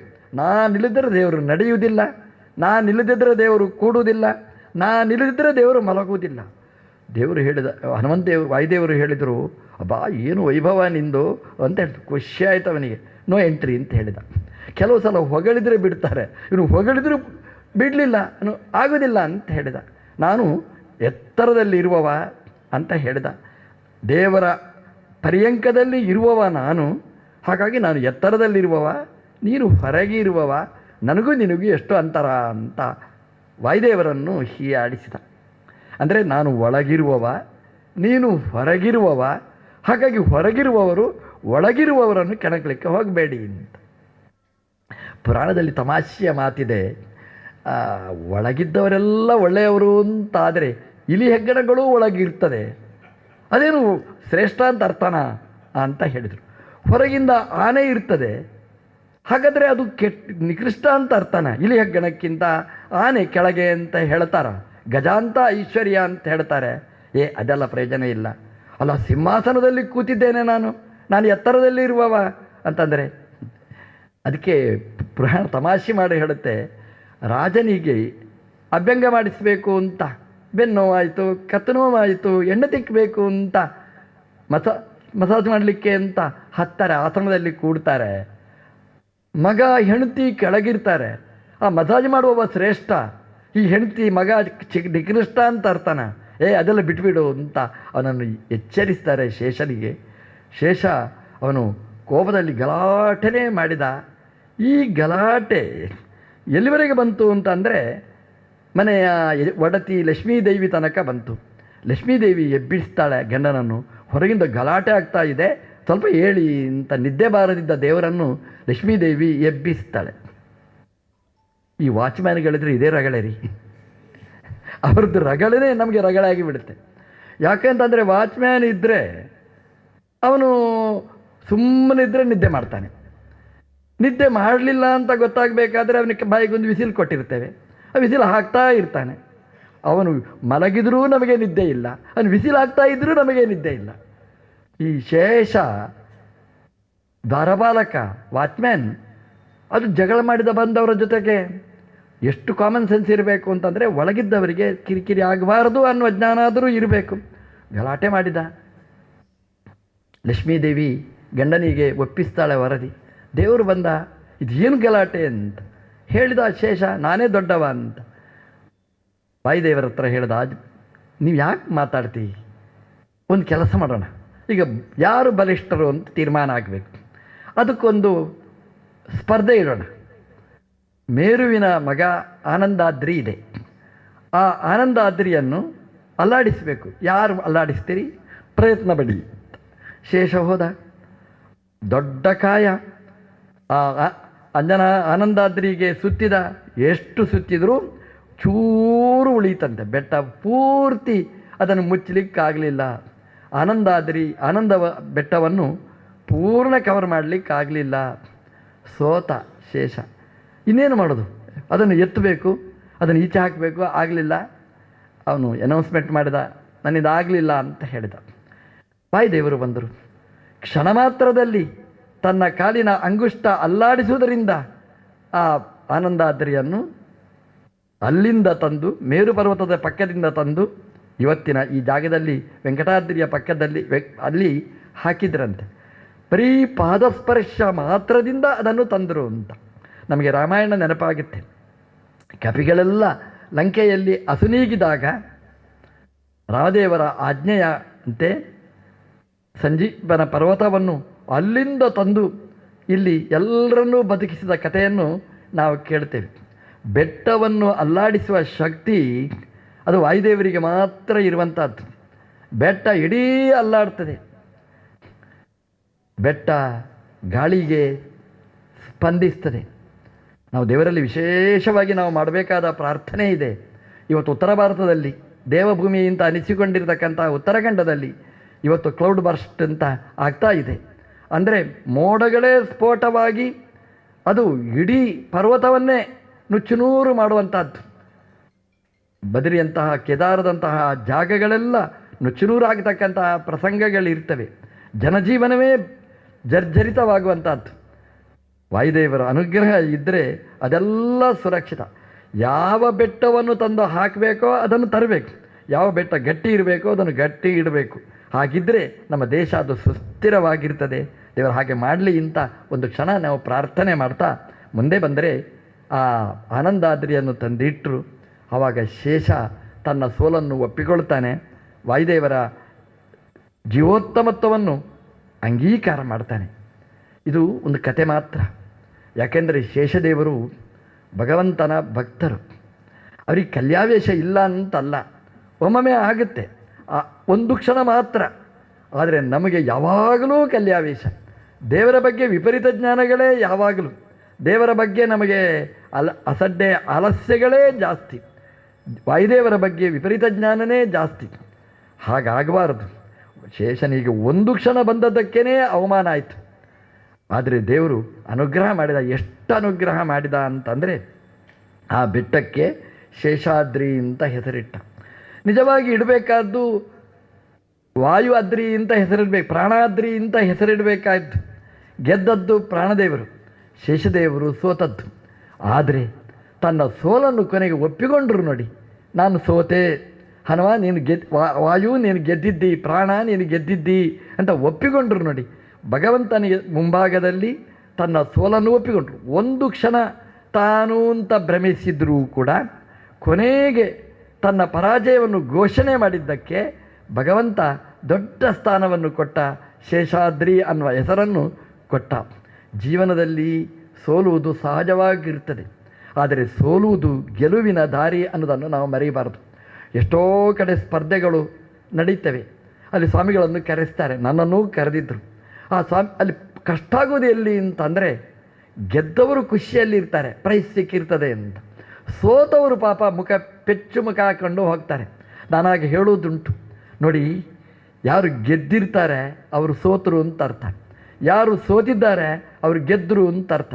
ಯಾಕೆ ಗೆದ್ದವರಿಗೆ ನಾನು ಗೆದ್ದೆ ಅನ್ನುವ ಅಹಂಕಾರ ಇರ್ತದೆ, ಹಾಗಾಗಿ ಮುಂದಿನ ಸಲ ಅವರು ಸೋಲ್ತಾರೆ. ಯಾರು ಸೋತಿದ್ದಾರೆ ನಾನು ಸೋಲಬಾರದು ದೇವರೇ, ಈ ಸಲ ನಾನು ಗೆಲ್ಲಬೇಕು ಅಂತ ದೇವರಲ್ಲಿ ಭಕ್ತಿಯಿಂದ ಸಾಕ್ತಾರೆ, ಮುಂದಿನ ವರ್ಷ ಗೆಲ್ತಾರೆ ಅವರು ಅಂತ. ಹಾಗಾಗಿ ಸೋಲುವುದು ಅನ್ನೋದು ಗೆಲುವಿನ ಇನ್ನೊಂದು ಅಂಚು ಅನ್ನೋದನ್ನು ನಾವು ಮರಿಬಾರದು ಅಂತ ನಾನು ಒತ್ತಿ ಹೇಳೋದುಂಟು. ಹಾಗಾಗಿ ಸೋತವ ಯಾವಾಗಲೂ ಸೋಲಬೇಕು ಅಂತೇನಿಲ್ಲ, ಒಮ್ಮೆ ಸೋಲ್ತಾನೆ ಅಂದರೆ ಯಾವಾಗಲೂ ಮತ್ತೆ ಗೆಲ್ತಾನೆ ಅಂತ ಅರ್ಥ. ಸೋಲು ಅನ್ನೋದು ಗೆಲುವಿನ ಇನ್ನೊಂದು ಮುಖ. ಹಾಗಾಗಿ ಶೇಷ ಸೋತರೂ ಭಗವಂತನ ಪರ್ಯಂಕ, ಭಗವಂತನ ಆಸನ, ಭಗವಂತನ ಪಾದುಕೆ, ಭಗವಂತನ ಸರ್ವಸ್ವ ಅವನು. ಹಾಗಾಗಿ ಆ ಶೇಷನಿಗೆ ಸಿಕ್ಕಿದ ದೊಡ್ಡ ಸೌಭಾಗ್ಯ ಅದು ಯಾರಿಗೆ ಸಿಗಲಿಕ್ಕೆ ಸಾಧ್ಯ? ಭಗವಂತ ಅವನಿಗೆ ಅಂಥ ದೊಡ್ಡ ಅವಕಾಶವನ್ನು ಕೊಟ್ಟಿದ್ದಾನೆ. ಅದಕ್ಕೆ ಆ ಬೆಟ್ಟಕ್ಕೆ ಶೇಷಾದ್ರಿ. ನಮಗೆ ಏನು ಆ ಬೆಟ್ಟ ಹತ್ತುವಾಗ ಅನುಸಂಧಾನ ಇರಬೇಕು ಅಂತಂದರೆ, ನಾನು ಬೆಟ್ಟ ಹತ್ತಿದೆ, ಮೆಟ್ಟಲಿನ ಮೇಲೆ ಏರಿ ಬಂದೆ, ನನಗೆ ಸಮಾನ ಯಾರಿಲ್ಲ ಅನ್ನುವ ಅಹಂಕಾರ ಸಲ್ಲದು. ಸಾಧನೆ ಮಾಡುವಾಗ ಒಂದು ಅಪಾಯ ಏನು ಅಂತಂದರೆ, ನಾನಿಷ್ಟು ಸಾಧನೆ ಮಾಡಿದೆ ಅಂತ ಭ್ರಮೆ ಬರಬಾರದು, ಅಹಂಭಾವ ಇರಬಾರದು. ಅದರಲ್ಲಿ ದೇವರು ಮಾಡಿಸಿದ ಅನ್ನುವ ಅನುಸಂಧಾನ ನಮ್ಮಲ್ಲಿ ಇರಬೇಕು. ನನ್ನ ಕಾಲಿಗೆ ಶಕ್ತಿ ಕೊಟ್ಟು, ನನ್ನ ಬೆನ್ನಿಗೆ ಶಕ್ತಿ ಕೊಟ್ಟು, ಯಾವುದೇ ಆಯಾಸ ಇಲ್ಲದೆ ಬೆಟ್ಟವನ್ನು ನನ್ನ ಕೈಯಲ್ಲಿ ಹತ್ತಿಸಿದ, ಕೈ ಹಿಡಿದು ಎತ್ತಿಕೊಂಡು ಭಗವಂತ ನನ್ನನ್ನು ಕರ್ಕೊಂಡು ಬಂದ ಅನ್ನುವ ಅನುಸಂಧಾನ ಇದ್ದರೆ ನಾವು ಶೇಷಾದ್ರಿಗಳಾಗ್ತೇವೆ. ಇಲ್ಲದಿದ್ದರೆ ನಾವು ಪರಾಜಿತರಾಗ್ತೇವೆ. ಆ ಶೇಷಾದ್ರಿಯ ಅನುಸಂಧಾನ ಮಾಡುವಾಗ ಭಗವಂತನಿಗೆ ನಾವು ಶೇಷರಾಗಬೇಕು, ಅಂದರೆ ಭಗವಂತನಿಗೆ ಅನುಕೂಲರಾಗಿರಬೇಕು ಅನ್ನೋದನ್ನು ನಮಗೆ ನೆನಪಿಸ್ತಾ ಇದೆ. ಮುಂದಿನ ಕಲಿಯುಗದಲ್ಲಿ ವೆಂಕಟಾದ್ರಿ ಅಂತ ಕರೀತಾರೆ. ಯಾಕೆ ವೆಂಕಟಾದ್ರಿ ಅಂತ ಕರೀತಾರೆ? ಅದಕ್ಕೊಂದು ಕಥೆಯನ್ನು ಹೇಳ್ತಾರೆ. ಪುರಂದರ ಅಂತ ಒಬ್ಬ ಬ್ರಾಹ್ಮಣ ಇದ್ದ. ಸತ್ಕುಲ ಪ್ರಸೂತರಾದಂತಹ ಬ್ರಾಹ್ಮಣ ದಂಪತಿಗಳು. ಅವರಿಗೆ ಒಳ್ಳೊಳ್ಳೆಯ ಸಂಸ್ಕಾರಗಳು, ಗರ್ಭಾಧಾನ ಎಲ್ಲ ಸಂಸ್ಕಾರಗಳು ಚೆನ್ನಾಗಿ ನಡೀತದೆ, ಸೀಮಂತ. ಅದರಲ್ಲಿ ಒಳ್ಳೆಯ ಮಗ ಹುಡ್ತಾನೆ. ಅವನಿಗೆ ಒಳ್ಳೆಯ ಮಾಧವ ಅನ್ನುವ ಒಳ್ಳೆಯ ಹೆಸರನ್ನು ಇಡ್ತಾರೆ. ಮಾಧವ ಅಂದರೆ ಮಾ ಅಂದರೆ ಲಕ್ಷ್ಮೀದೇವಿ, ಅವಳಿಗೆ ದವ ಅಂದರೆ ಗಂಡ, ಲಕ್ಷ್ಮೀಪತಿಯಾದವ ಅಂತ ಹೆಸರಿಡ್ತಾರೆ. ಲಕ್ಷ್ಮೀಪತಿ ಅಂದರೆ ಬಾಯಲ್ಲಿ ನೀರು ಬರುತ್ತೆ ನಮಗೆ, ಯಾಕೆ ನಮಗೆ ಲಕ್ಷ್ಮಿ ಮೆಲಿದು ಬರಲಿ ಅಂತ. ಅಪ್ಪ ಅಷ್ಟು ಒಳ್ಳೆಯ ಹೆಸರನ್ನು ಇಡ್ತಾನೆ, ಸಂಸ್ಕಾರಗಳನ್ನೆಲ್ಲ ಮಾಡ್ತಾನೆ, ಮದುವೆನೂ ಮಾಡ್ತಾನೆ, ಸಕಾಲದಲ್ಲಿ ಮದುವೆ ಮಾಡ್ತಾನೆ. ಮಾಧವ ಅವನ ಕಥೆಯನ್ನು ಹೇಳ್ತಾರೆ. ಮಾಧವ ಸೋತು ಗೆದ್ದ ಕಥೆಯನ್ನು ಹೇಳ್ತದೆ ಈ ಪುರಾಣ. ಮಾಧವ ಹೆಂಡತಿ ಹತ್ರ ಕೇಳ್ತಾನೆ, ಹಗಲಿನಲ್ಲಿ ನಾವು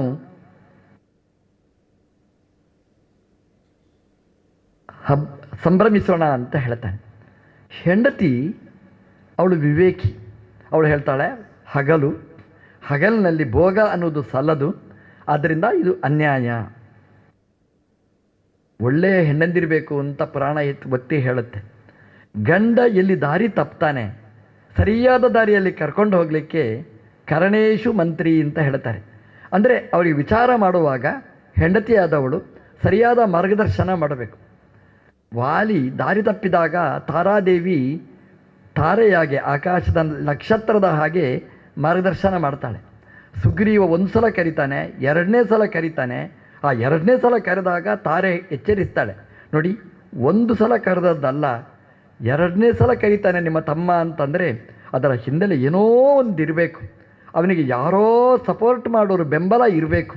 ಹಾಗಾಗಿ ಬೇಡ ಬೇಡ ಬೇಡ ಇದ್ದ, ನೀವು ಹೋಗಬೇಡಿ ಅಂತ ಹೇಳಿದ್ದಾಳೆ ತಾರೆ. ತಾರೆ ಅಂದರೆ ತಾರಯತಿ, ದಾಟಿಸ್ತಾಳೆ ಅವನನ್ನು. ಇದು ಬೇಡ, ಇದು ನೀವು ಹೋಗಬೇಡಿ ಅನ್ನೋದನ್ನು ಎಚ್ಚರಿಸ್ತಾಳೆ. ಅವನು ಕೇಳಲಿಲ್ಲ, ಅದು ಬೇರೆ. ಆದರೆ ಹೆಂಡತಿಯಾದವಳ ಕರ್ತವ್ಯ ಅದು. ಗಂಡ ದಾರಿ ತಪ್ಪುವ ಸಂದರ್ಭದಲ್ಲಿ ಹೇಳಬೇಕಾದ್ದು, ಉಪದೇಶ ಅಂತಲ್ಲ, ಒಂದು ವಿನಯ, ಒಂದು ಮನವಿ, ಅದು ಮಾಡಬೇಕಾದ್ದು ಕರ್ತವ್ಯದಲ್ಲಿ ಸೇರಿತ್ತು. ಬೇಡ್ರಿ ನಾನು ಮಾಡಬಾರ್ದು ಅಂತ, ನನಗೆ ಭಯ ಆಗುತ್ತೆ ಅಂತ ಕೂಡಬಾರ್ದು. ಹೇಳಬೇಕಾದ್ದನ್ನು ನಿರ್ಭಯವಾಗಿ ಹೇಳಬೇಕಾದ್ದು, ಅದರಲ್ಲಿ ಅಹಂಕಾರ ಇರಬಾರ್ದು, ಅಷ್ಟೇ ಇರುವಂಥದ್ದು. ಆ ಹೆಂಡತಿ ಹೇಳ್ತಾಳೆ, ಮಾಧವನಿಗೆ ಉಪದೇಶ ಮಾಡ್ತಾಳೆ, ಇದು ನಿಷಿದ್ಧವಾದ ಭೋಗ, ಇದು ಅದಕ್ಕೊಂದು ಕಾಲ ಅಂತಿರ್ತದೆ. ಆ ಕಾಲದಲ್ಲಿ ಮಾಡಬೇಕಾದ್ದು ಬೇಡ ಅಂತ ಹೇಳಿದರೆ ಅವನು ಭೋಗಾಸಕ್ತನಾಗಿ ಹಠ ಮಾಡಿದಾಗ ಅವನನ್ನು ಬೇರೆ ಕಡೆ ಡೈವರ್ಟ್ ಮಾಡ್ತಾಳೆ. ನಾವು ಬಾವಿಗೆ ಹೋಗಿ ಬರೋಣ ಅಂತ ನೀರು ತರಲಿಕ್ಕೆ ಹೋಗುವ ಅಂತ ಕರ್ಕೊಂಡು ಹೋಗ್ತಾಳೆ. ಈ ನೀರು ಅನ್ನೋದು ಕಷ್ಮಲವನ್ನು ತೊಳೆಯುವಂಥದ್ದು. ಮಲ ತೊಳೆಯಬೇಕಾದ್ರೆ ನೀರು ಬೇಕು. ಗಂಡನ ಮಲ ತೊಳೆಯಬೇಕು ಅಂತ ಜಲಹೇತೋಹೋ ಅಂತ ಪುರಾಣ ಹೇಳುತ್ತೆ. ನೀರು ತರುವ ವ್ಯಾಜದಲ್ಲಿ ಕರ್ಕೊಂಡು ಹೋಗ್ತಾಳೆ. ಆದರೆ ಅದು ಜಾರುಬಂಡೆಯಲ್ಲಿ ಕಾಲಿಟ್ಟರೆ ಅದು ಜಾರ್ತಲೇ ಹೋಗೋದು. ಎಷ್ಟು ಕೈ ಹಿಡಿದರೂ ಉಪಯೋಗಕ್ಕೆ ಬರಲಿಲ್ಲ. ಆದರೆ ದುರಂತ ಅವಂದು.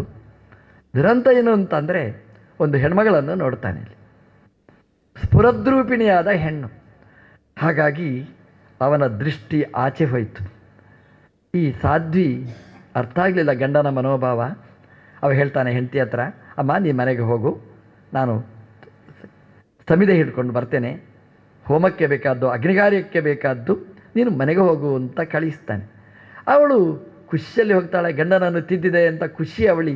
ಯಾಕೆಂದರೆ ಗಂಡ ಭೋಗಾಗ್ನಿಯ ಬೆನ್ನ ಹಿಂದೆ ಹೋಗದೆ ಹೋಮಾಗ್ನಿಯ ಬೆನ್ನ ಹಿಂದೆ ಹೋದ ಅಂತ ಖುಷಿಯಲ್ಲಿ ಮನೆಗೆ ಬರ್ತಾಳೆ.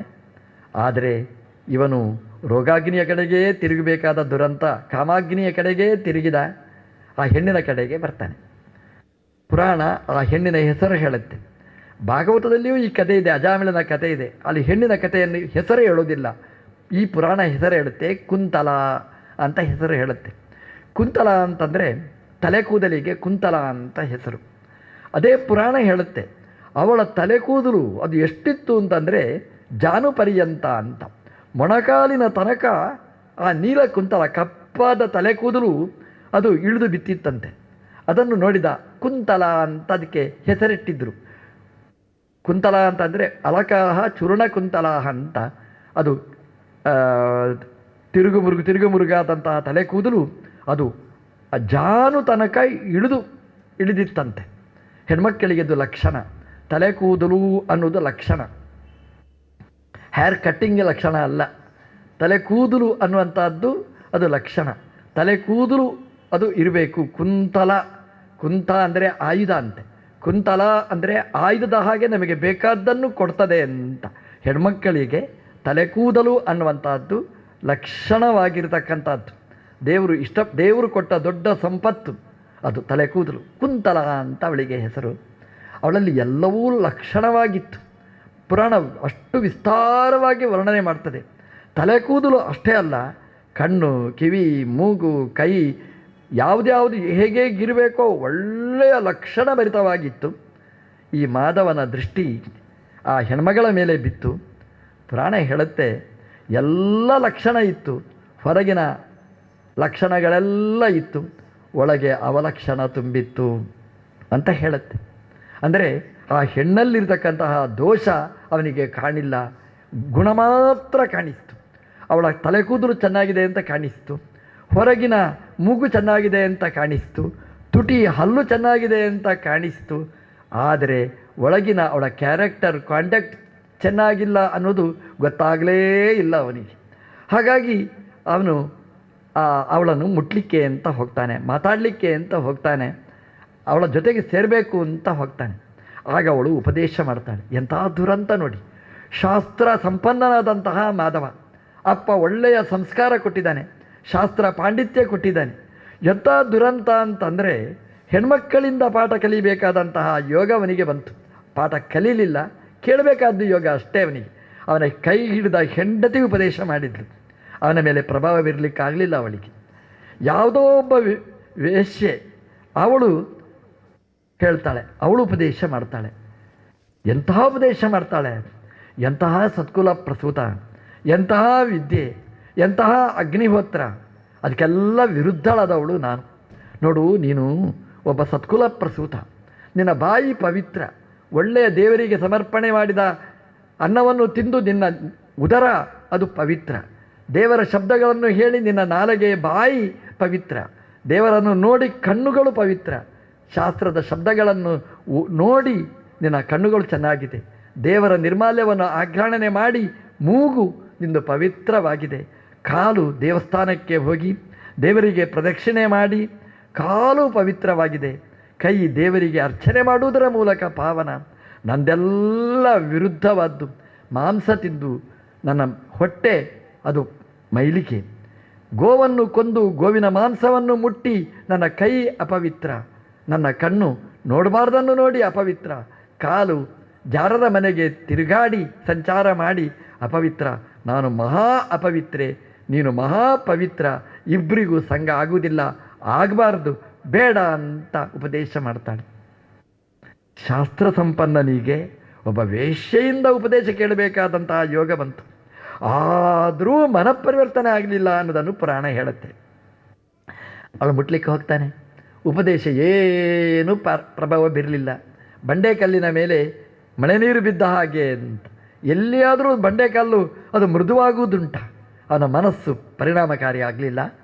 ಕೊನೆಗೆ ಮುಟ್ಲಿಕ್ಕೆ ಅಂತ ಹೋಗ್ತಾನೆ, ಅವಳು ಓಡ್ತಾಳೆ ಅಂತ. ನೋಡಿ ಎಂಥ ಪುರಾಣ ಹೇಳುತ್ತೆ ನೋಡಿ. ಹೆಣ್ಣು ಓಡಿತ್ತು, ಅವನು ಸಿಗಲಿಲ್ಲ, ಓಡಿದ್ಲು ಅಂತ. ಅಂದರೆ ನಮ್ಮ ಮುಟ್ಟಬೇಡ ಅನ್ನುವ ಎಚ್ಚರ ಮತ್ತೂ ಕೊಟ್ಟಿದ್ದಾಳೆ. ಅವನು ಅನುಸಂಧಾನ ಮಾಡಬೇಕಾಗಿತ್ತು. ನನ್ನನ್ನು ನೋಡಿ ಓಡಿ ಹೋಗ್ತಾಳೆ ಅಂದರೆ ನಾನು ಬೇಡ, ಬೇಡ ಅಂದರೆ ನನಗೆ ಅವಳು ಬೇಡ ಅನ್ನುವ ವಿವೇಕಾದರೂ ಬೇಕಾಗಿತ್ತು. ದೇವರು ಇಷ್ಟು ಮಾಡಬಹುದು, ಇದಕ್ಕಿಂತ ಹೆಚ್ಚಿನೇನು ಮಾಡಲಿಕ್ಕೆ ಸಾಧ್ಯ? ಅವಳು ಸಿಗದಿದ್ದಾಗೆ ಓಡುವ ಹಾಗೆ ಮಾಡಿದ. ನಿನ್ನಿಂದ ದೂರ ಆಗುವವಳು, ಬೇಡ ನಿನಗೆ ಅಂತ ಎಚ್ಚರ ಕೊಟ್ಟರು. ಅದಕ್ಕಿಂತ ವೇಗವಾಗಿ ಓಡಿ ಅವಳನ್ನು ಮುಟ್ಟಿ ಅವಳನ್ನು ಭೋಗಿಸಿದ. ಅವಳು ಹೇಳ್ತಾಳೆ, ಇಲ್ಲಿ ನನ್ನನ್ನು ಹಾಳು ಮಾಡಿದ್ದಕ್ಕೆ ನಿನ್ನನ್ನು ನಾನು ಹಾಳು ಮಾಡ್ತೇನೆ, ಯಜ್ಞೋಪವಿತ ತೆಗೆದು ಬೀಸಾಡು ಅಂತ ಹೇಳ್ತಾಳೆ. ಯಜ್ಞೋಪವಿತ ಕತ್ತರಿಸಬೇಕು ಅಂತ ಶುರುವಾದ್ದು ಅಲ್ಲಿಂದಲೇ. ಅವನಿಗೆ ಮಾಂಸ ತಿನ್ನಿಸ್ತಾಳೆ, ಮದ್ಯ ಕುಡಿಸ್ತಾಳೆ. ಒಂದು ತಪ್ಪು ಮಾಡಿದರೆ ಮತ್ತೆ ತಪ್ಪುಗಳ ಪರಂಪರೆ ನಮ್ಮಿಂದ ಆಗುತ್ತೆ ಅನ್ನೋದಕ್ಕೆ ಇದೊಂದು ಉದಾಹರಣೆ. ಒಬ್ಬ ಸತ್ಕುಲ ಪ್ರಸೂತನಾದವ ಹೇಗೆ ಜಾರಿ ಬಿದ್ದ. ಈ ಭೋಗ ಅದು ನಶ್ವರ, ಶಾಶ್ವತ ಅಲ್ಲ. ಅವನು ಕಣ್ಣು ಮುಚ್ಚಿ ತೆಗೆಯುವುದರ ಒಳಗೆ ಅವನ ಭೋಗ ಮುಗಿಯಿತು ಒಂದು ಕಾಲ. ಯಾಕೆಂತಂದರೆ ಅವನು ನೋಡ್ತಾ ಇರುವಾಗಲೇ ಆ ಸ್ಫುರದ್ರೂಪಿಣಿ ಸುಂದರಿ ಸತ್ತು ಹೋದ್ಲು ಅಂತ ಪುರಾಣ ಹೇಳುತ್ತೆ. ಅಳ್ಳಿಕ್ಕೆ ಶುರು ಮಾಡಿದ. ಹತ್ತಿರ ಬರ್ತಾಳ ಅವಳು, ಬರಲಿಲ್ಲ, ಹುಚ್ಚನಾಗಿ ಹೋದ ಅಂತೆ. ದೇವರ ಕಾರುಣ್ಯ ಎಷ್ಟು ದೊಡ್ಡದು ಅಂತಂತಂದರೆ, ಬೆಟ್ಟ ಹತ್ತಿ ಹೋಗುವ ಯಾತ್ರಿಕರ ಸಂಘ ಅವನಿಗಾಯಿತು. ನಾವು ಒಳ್ಳೆಯ ಸಂಸ್ಕಾರ ಕೊಟ್ಟರೆ, ಒಳ್ಳೆಯ ಶಾಸ್ತ್ರವನ್ನು ಕೊಟ್ಟರೆ ಅದು ಹೇಗೆ ಉಪಕಾರ ಆಗುತ್ತೆ ಅಂತಂದರೆ, ಮಧ್ಯೆ ಪ್ರತಿಬಂಧಕಗಳಿದ್ದಾಗ ಅದು ವಿಘ್ನ ಬಂದರೂ ಕೂಡ ಆ ಪ್ರತಿಬಂಧಕ ಸವೆದಾಗ ಅದು ಹೇಗೆ ನಮ್ಮನ್ನು ಉದ್ಧಾರ ಮಾಡುತ್ತೆ ಅನ್ನೋದಕ್ಕೆ ಈ ಬ್ರಾಹ್ಮಣನ ಕಥೆ ಉದಾಹರಣೆ. ಆ ಯಾತ್ರೆ ಮಾಡಲಿಕ್ಕೆ ಹೊರಟ ಎಲ್ಲ ಯಾತ್ರಿಕರ ಜೊತೆಗೆ ಇವನೂ ಬೆನ್ನ ಹಿಂದೆ ಸಾಗಿದ. ಎಲ್ಲಿವರೆಗೆ ಬಂದ? ಶ್ರೀನಿವಾಸ ದೇವರ ದರ್ಶನದ ತನಕ ಬಂದ. ದೇವರ ಅನುಗ್ರಹಕ್ಕೆ ಪಾತ್ರನಾಗಿ ಕೊನೆಗೆ ವೆಂಕಟಾದ್ರಿ ಅನ್ನುವ ಹೆಸರು ಬರುವ ತನಕ ಆ ಮಾಧವನನ್ನು ಉದ್ಧಾರ ಮಾಡಿದ ಅಂತಂದರೆ, ದೇವರು ಉದ್ಧಾರ ಮಾಡುವ ಕಾರುಣ್ಯ ಅದು ದೊಡ್ಡದು ಅನ್ನೋದನ್ನು ಮರೆಯಬಾರದು. ದೇವರು ಎಂಥ ನಿಷ್ಕರುಣಿ, ದೇವರು ಏನು ಮಾಡಿದ ಅಂತ ನೀವು ಕೇಳಬೇಡಿ. ದೇವರು ಇಷ್ಟು ನಮ್ಮನ್ನು ಕರ್ಕೊಂಡು ಬಂದ, ಇದೇ ದೇವರ ಕಾರುಣ್ಯ ಅಂತ ನಾವು ಅನುಸಂಧಾನ ಮಾಡಬೇಕಾದ್ದು. ದೇವರು ಇಷ್ಟು ಇಟ್ಟಿದ್ದಾನೆ ಅಂತಂದರೆ ಇದು ಭಗವಂತನ ಕಾರುಣ್ಯ. ಇದು ನಾವು ಹೀಗಿರಲಿಕ್ಕೆ ಸಾಧ್ಯವೇ ಇರಲಿಲ್ಲ ಅನ್ನೋದನ್ನು ಅನುಸಂಧಾನ ಮಾಡಬೇಕಾದ್ದು. ಆ ಮಾಧವನನ್ನು ಭಗವಂತ ಹೇಗೆ ಉದ್ಧಾರ ಮಾಡಿದ ಅನ್ನುವ ಕಥೆಯನ್ನು ಮತ್ತೆ ನಾಳೆ ಸೇರಿದಾಗ ನೋಡೋಣ ಅಂತ ಹೇಳ್ತಾ ಪ್ರವಚನವನ್ನು ಕೃಷ್ಣಾರ್ಪಣ ಮಸ್ತು. ಯಸ್ಸರ್ವ ಗುಣ ಸಂಪೂರ್ಣ ಸರ್ವದೋಷ ವಿವರ್ಜಿತ ಪ್ರಿಯತಾಂ ಪ್ರೀತ ಏವಾಲಂ ವಿಷ್ಣುರ್ಮೇ ಪರಮಸ್ಸೂರ್ತ. ಕೃಷ್ಣಾರ್ಪಣ ಮಸ್ತು.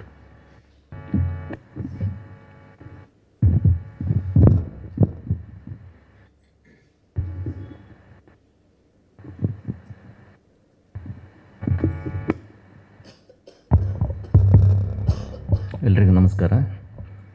ಸಂಘದ ಅಧಿದೇವತೆಯಾದ ದೇವಿ ಮೂಲ ಪ್ರಕೃತಾಂಬೆಗೆ ನಮಸ್ಕರಿಸುತ್ತಾ, ಎರಡನೇ ದಿವಸದ ಶ್ರೀನಿವಾಸ ಕಲ್ಯಾಣದ ವೈಭವದ ಪ್ರವಚನವನ್ನು ಅರ್ಥಪೂರ್ಣವಾಗಿ ವಿವರಿಸಿದ ಶ್ರೀ ಶ್ರೀ ಶ್ರೀ ವಿದ್ಯಾಧೀಶ ತೀರ್ಥ ಸ್ವಾಮೀಜಿ ಹಾಗೂ ಶ್ರೀ ಶ್ರೀ ಶ್ರೀ ವಿದ್ಯಾ ರಾಜೇಶ್ವರ ತೀರ್ಥ ಸ್ವಾಮೀಜಿಯವರಿಗೆ ನಮ್ಮ ಸಂಘದ ಪರವಾಗಿ ಸಾಷ್ಟಾಂಗ ನಮಸ್ಕಾರಗಳು. ಅಂತೆಯೇ ಇಂದಿನ ಕಾರ್ಯಕ್ರಮಕ್ಕೆ ಆಗಮಿಸಿದ ಎಲ್ಲ ಭಕ್ತರಿಗೂ ಸಂಘದ ಪರವಾಗಿ ಅಭಿನಂದನೆಗಳು. ಇಂದಿನ ಲಘು ಉಪಹಾರದ ಪ್ರಾಯೋಜಕರು ನಮ್ಮ ಸಂಘದ ಅಧ್ಯಕ್ಷರಾದ ಶ್ರೀಯುತ ಕೆ ರಾಜೇಶ್ ರಾವ್ ಅವರಿಗೆ ಪೂಜ್ಯರಿಂದ ಸನ್ಮಾನ.